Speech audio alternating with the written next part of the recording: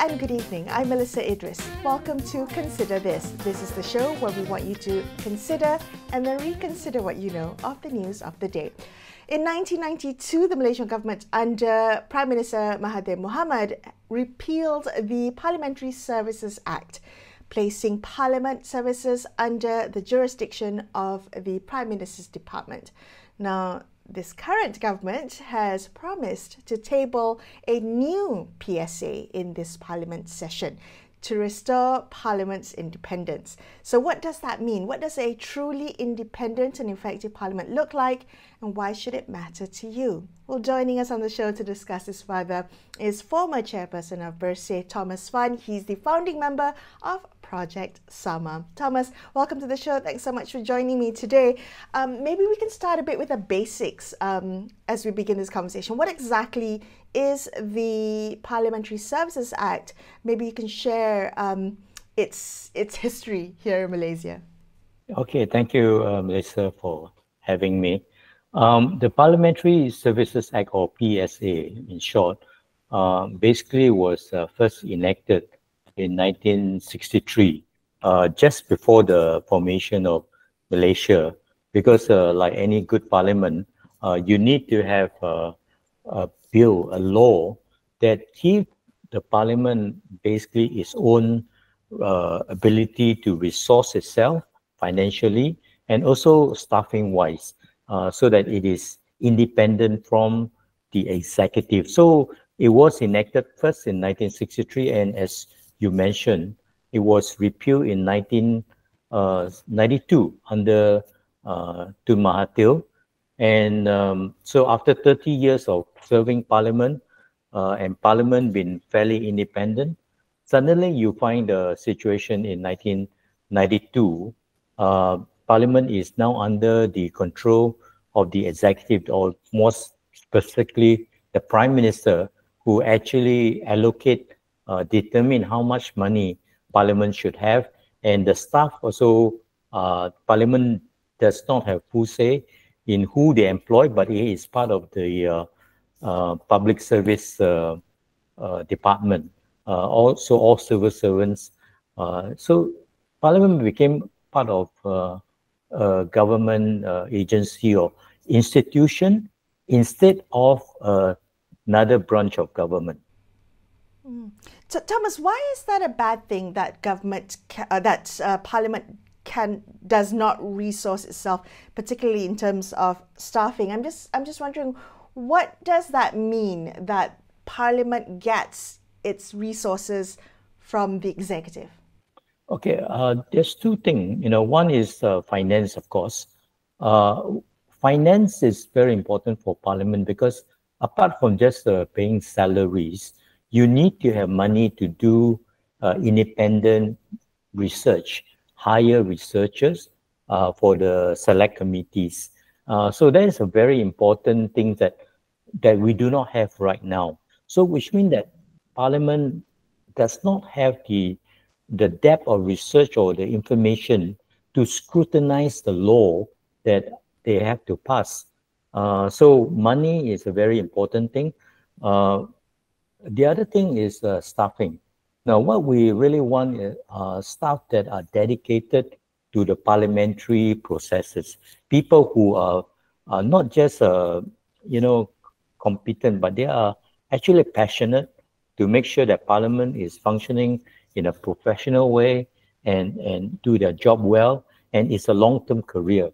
They are not just there for 2 years, 3 years, and then they transfer to, say, the Ministry of Tourism or whatever, here and there. So having that ability to hire their own staff, competent, passionate staff is very, very important, not just Parliament, but any organization. There are some people who may think that parliamentary reform is abstract, is quite distant from our bread and butter concerns. How do you think we should think about the reinstatement of a Parliamentary Services Act? I mean, what does this, a strong independent parliament, separate from the executive, mean for the rakyat, and the way, how might it change the way decisions are made in how Parliament operates? Yeah, it's true. You're right. I think a lot of people doesn't look at parliamentary reform or PSA as something very like exciting, or it's not so easy to understand. Say like anti-hopping law, stop frogs from hopping. That's more easier. But I cannot overstate how important this reform is, because here we call our representative wakil rakyat. In other words, they are supposed to represent us, but in truth, as it stands right now, they are wakil party. They don't really represent us because they are beholden to the government of the day. They are beholden to the executive, who determine how much money they have to do research, how much money they have to serve their constituents. They are beholden in so many ways that they cannot truly be called wakil rakyat. So that's why having an independent parliament free from the executive means that they can truly represent us, the rakyat, so that when laws that are proposed by the executive, they can scrutinize it without fear and favor and with knowledge and expertise. That's why it is important that we have this parliament that is effective check and balance to the executive. The other branch, of course, is the judiciary. But we're talking about a very important branch of government to be a check and balance, not a rubber stamp to the executive. So we expect the new Parliamentary Services Bill to be tabled during this Dewan Rakyat sitting. What are you hoping to see with this new legislation? Do you think that reinstating the old PSA might work in today's age? Are there concerns over the new version of the PSA that you are watching out for? Yeah, we have been civil society, along with some of our friends in Parliament, have been pushing for, advocating for, and mind you, just to say that Pakatan Harapan has it in their manifesto at the last general election as a commitment, a promise to bring back the PSA. So we are hopeful that finally we may see the light day in this PSA very, very soon. But we hope that it will be at least something like the last one, if not better.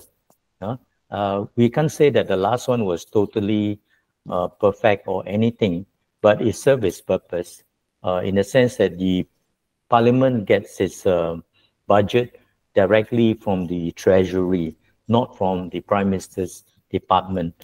So we hope that that will be the case, and that the budget extends beyond just certain staffing matters, but also it provides allocation for the 10 parliamentary special select committees that we have. So I think one of the exciting things that we see in the last few years is the formation of all these select committee, or PSSC. But unfortunately, many of them could not function because they do not even have the budget to do a proper investigation or hire enough staff to even take notes and things like that. So we hope that this PSA would cover all those things and also provide allocation for all members of Parliament to run their service center. Okay, so just the service center. I think we have to respect the fact that all members of Parliament, regardless of which party they come from or whether they are with the government or opposition, they are elected by the rakyat, and they should be given resource to at least run a service center within their constituency. So we hope that the law, the new PSA, will cover all these things. Thomas, do you think that this PSA is one of those rare bipartisan issues that might pass without any pass without a whimper, if I may use the phrase. I mean, do you expect any opposition from the PSA, from political factions or interest groups? Is this a win-win legislation? Yeah, for sure. I think among the MP, I can't imagine any member of parliament, whether they're government or opposition, would oppose something that benefits them so directly and in such a profound way. So I don't expect opposition to oppose this thing just for the sake of opposing, but they would support. They may raise some concern, which is fine.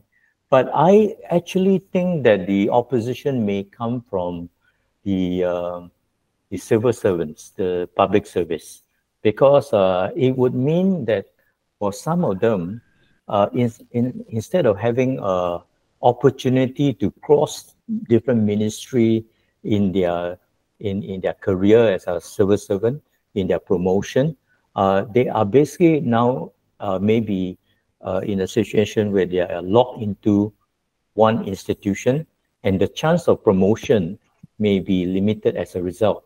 But I hope that the PSA also will compensate for that with maybe higher remuneration and better rewards and perks. So the opposition probably won't come from politicians, but from maybe the civil servant and the executive, because for them is losing control. Yeah. Thomas, you've made a really compelling argument as to why we must care about this new PSA, how it affects our parliamentary independence and democracy. But what can we do to support the reforms or the advocacy to have a good PSA reinstated? Yeah, I think, what we've been doing in the civil society, we have not eased up at all in demanding for this. And I think we certainly hope that more civil society groups and even members of the public will start writing in to their MPs, making it known that this is important and urging their MPs to speak up from all parties.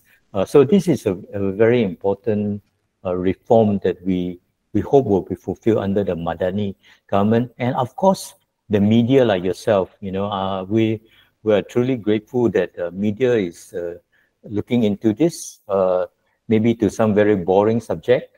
But thank you so much for giving us a chance to really air the need for this very important reform.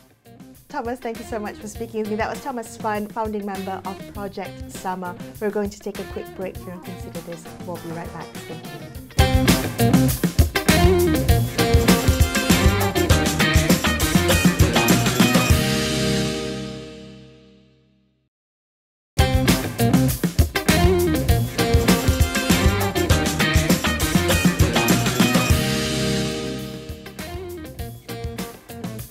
Hi, welcome back to Consider This. I'm Melisa Idris. Let's continue our discussion about the long-anticipated tabling of the new Parliamentary Services Bill, which is expected to be during this Parliament session. Now, reinstating the Parliamentary Services Act that was repealed in 1992 is seen to be a reform essential for restoring Parliament's independence from executive control. So joining us now to discuss this further is Maha Balakrishnan, who is a Parliamentary and Institutional Development Specialist. She's a member of the All-Party Parliamentary Group on Integrity, Governance and Anti-Corruption. Maha, thank you so much for being on the show with me. I appreciate your time. So we're expecting the government to table this new Parliamentary Services Bill this sitting. Can I ask you what building blocks you think should be in the new PSA so that it actually does what we hope it does, which is guarantee Parliament's operational independence, financial independence from the executive? Yes. So first up, thank you for having me back on the show. Now, for any parliament to perform effectively, it needs functional autonomy. And functional autonomy in this case means having the powers, the resources, as well as the competence to perform its statutory or constitutional functions, but also to have all these aspects protected in law. And that's actually what a PSA is. It is intended to be the parent act or the parent statute to protect the functional autonomy of Parliament. So for the PSA to be effective and suitable for its purpose, there needs to be really 4 important building blocks. First of all, the PSA must formally remove the role of government in the direct and indirect management, operations and finances of Parliament, and to hand that over expressly to Parliament or to the management bodies under Parliament. Now, so what this means is that the express wording of the PSA must make it very, very clear that the control of the administration and finances of Parliament must be handed over to specific management bodies. It must establish these management bodies, and it must also ensure that it's very clearly stated that the government won't have a role in the appointment, for example, of the individuals who will make up these management bodies. That's number one. Now, the second very important building block is that the PSA must officially set up a new bureaucratic service.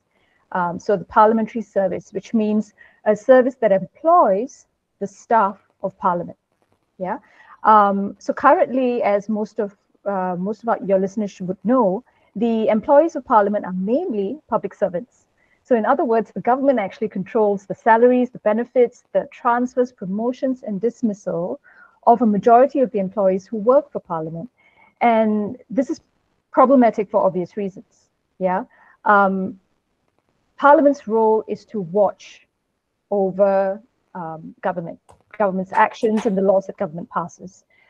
If the employees of Parliament are really under the control of the government, then the risk of conflicts of interest arise. So what the PSA needs to do very clearly is to set up a new bureaucratic service so that all staff of Parliament come under this service and are no longer members of the public service. Now, third really important building block is to codify the main services of Parliament.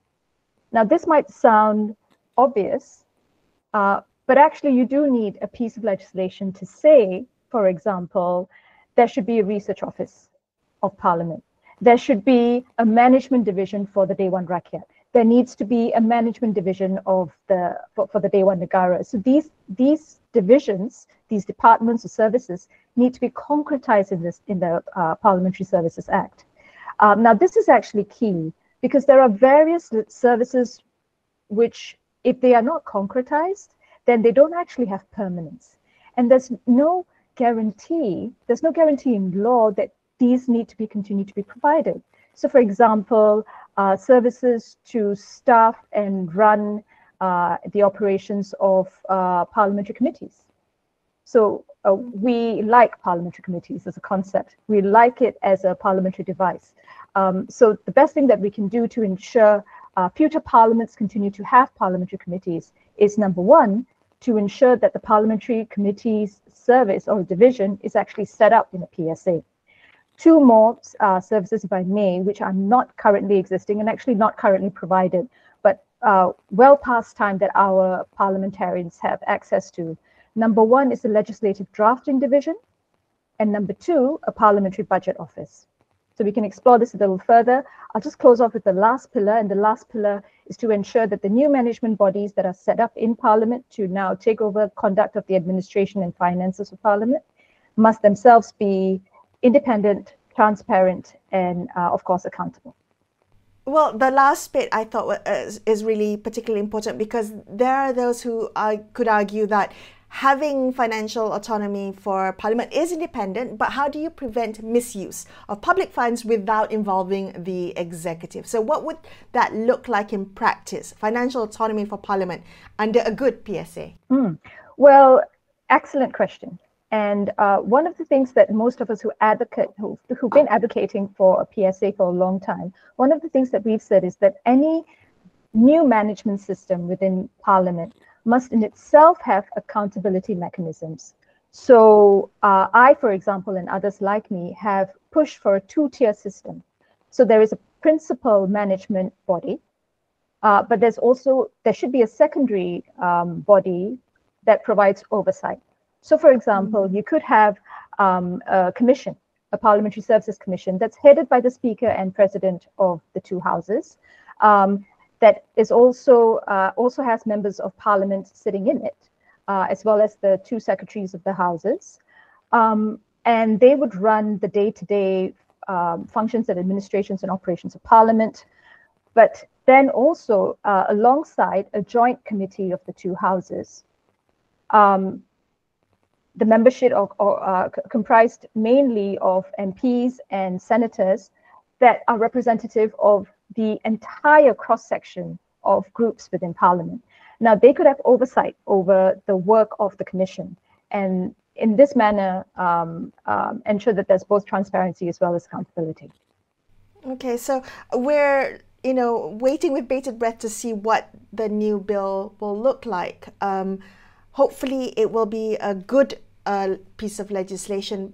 But what if it isn't, Maha? Are there risks of a poorly designed PSA? Are there unintended consequences of a law that's not as strong, as robust as we hope it would be? So this is, to be frank, this is a concern, especially because we have scant details about the bill that the government intends to propose.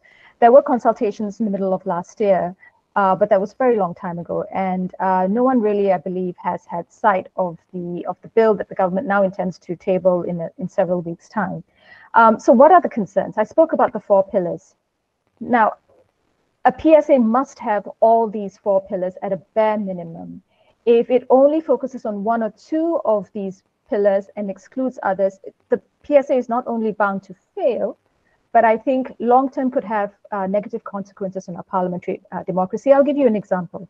Let's say the PSA only codifies some of the services I spoke of, like management division of the Dewan Rakyat, management division of the Dewan Negara, but does not set up a new bureaucratic force that is independent, that allows for new staff to come in, or that ensures that Parliament doesn't have to rely on the public service. Now, if you don't have that, if you still retain the public service as the major bureaucratic force of Parliament, then all the problems that we've seen thus far over independence, over government control and influence will just continue to exist.